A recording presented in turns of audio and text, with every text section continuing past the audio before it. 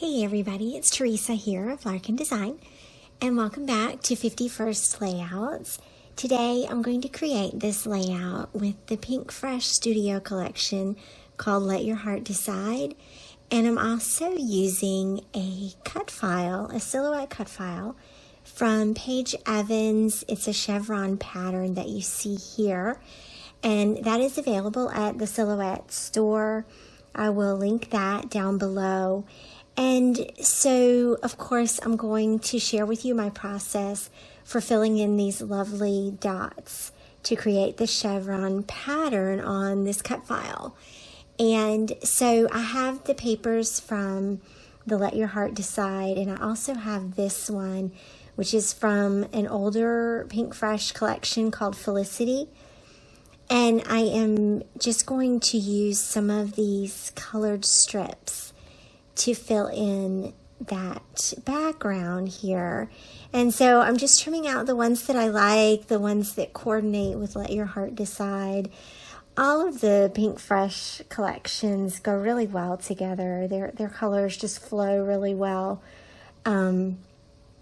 So once I have everything kind of trimmed out, then I'm going to just plan here how I want everything to peek through on this background. And so no real rhyme or reason.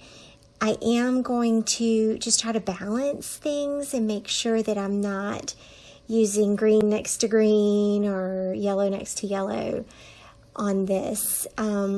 So what I'm going to share with you in my process is I'm going to share with you this part of how I plan the background strips, and then I'm going to sort of cut and paste the process for adhering it, because it was kind of a lengthy process. I think the whole layout took about an hour and 20 minutes to create.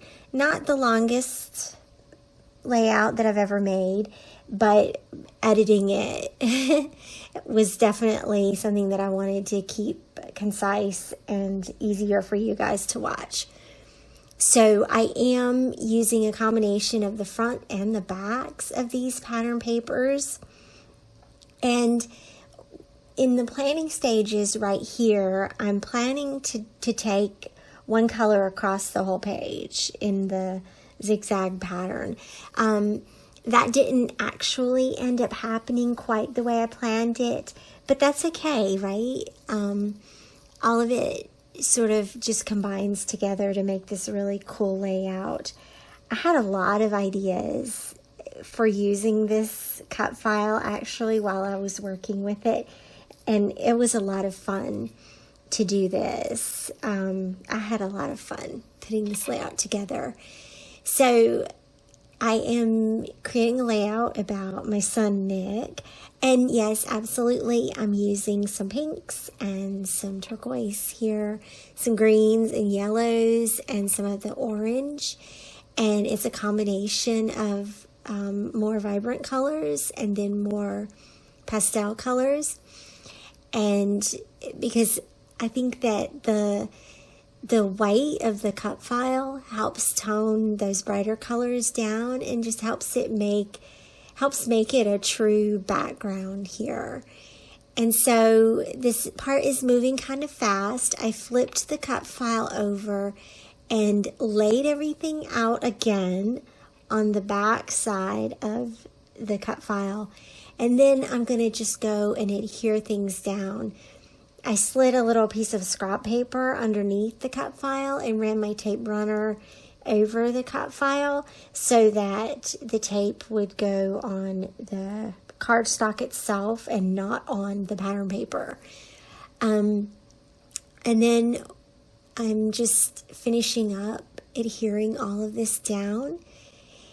And then once I adhere it down, I'll trim those ends off.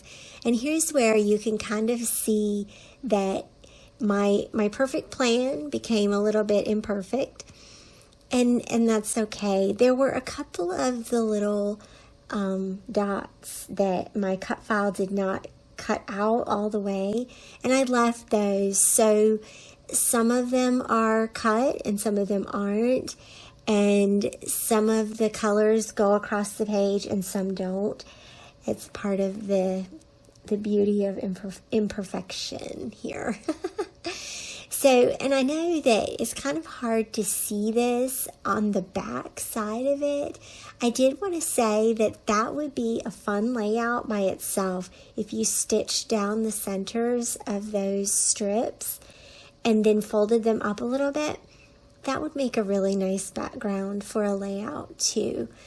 I also thought it would be fun to take different widths of yarn and sew yarn through those dots as well, and make a real textured background that way. This is a pretty flexible cut file, actually, that I'm really glad that I got it. I'm really glad that I used it. And so here you can kind of see how that turned out, how beautiful that is. And then I'm going to rough cut so that it will fit in my trimmer. I also need to trim off the marketing strip, so this way it'll fit in my trimmer here. And you can also see here where some of the dots didn't get cut all the way, and I'm totally okay with that. Totally loving this background, and I can't wait for you guys to see the whole thing. So just trimming and making sure that all these ends are smooth here. I also put this scrap sheet on the back to keep the adhesive from sticking to other things that where the strips weren't as wide as the adhesive that I put down. And so here's my photo. I wanted to use one of the die cut frames that were with the collection, and so I chose this darker blue one, and I think it actually works really well because it makes the photo pop off of that white background. And so, but I did cut it in half diagonally, and so part of it is at the top of the photo and the other part of it is at the bottom of the photo, and then I'm just using it as sort of a home base for the embellishments. And so this is my favorite part here, just adding all the pretty little stickers and puffy stickers and the little leather pieces. Pinkfresh does texture really well also. And so I just love picking little things, little tiny details to add here. And then, of course, the stamp set is like one of my all-time favorites right now. And can I say it that way? All-time favorites right now. So I've really used this stamp set quite a bit the last few weeks. And I'm just adding some little details here with that stamp set and tucking things underneath, over top of the photo here. One thing that I have not really planned yet is my journaling or my title. And so I'm going to just let this layout grow organically here. I also brought in this little stamp pad to stamp some of these leaves, just to echo that leaf that's on the photo itself, just to echo that a little bit and shadow it underneath. And that turned out really pretty. And I like using my stamp sets like this to just stamp on the background in different places, and they sort of create little home bases for the embellishments. Love, love, love these little hearts. They're just so happy here. These were the puffy stickers with this collection. Oh my goodness, they're awesome.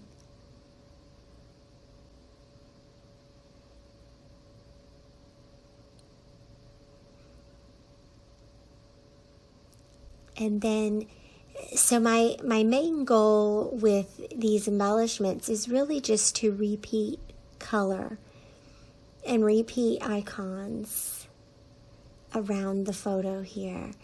And now I am going to work on my title. And so the alphabet set, I've mentioned before that I love this alphabet set. And it's really actually like one of the main reasons why I bought this collection. And so at this point, I know what I want the title to say, but I don't know exactly where I want the title to go on the page. So I'm going to lay it out on my little ruler here and just see where it fits on the page, where it looks good on the page. And I'm just writing "Love you always."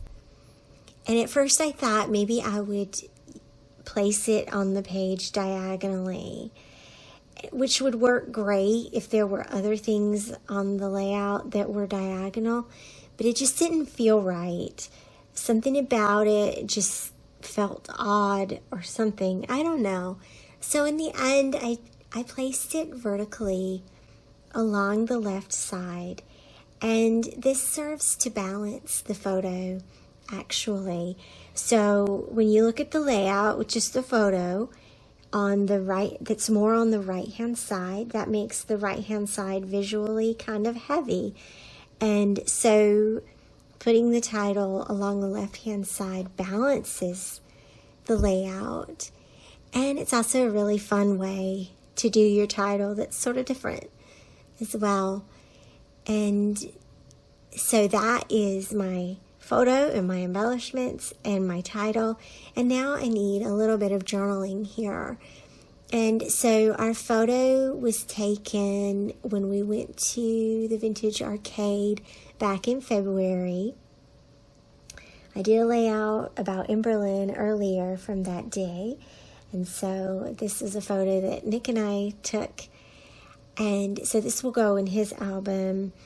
And I just want to write here, of course, the who, what, where, and which is Nick at age 13 in February of 2018.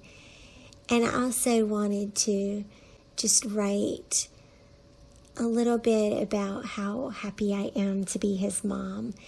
And so the who, what, and where I'm putting here at the lower, at the bottom of the layout.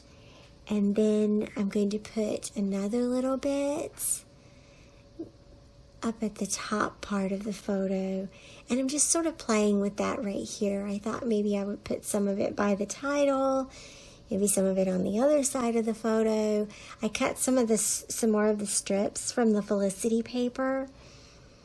And then I ended up placing them here at the top part of the photo.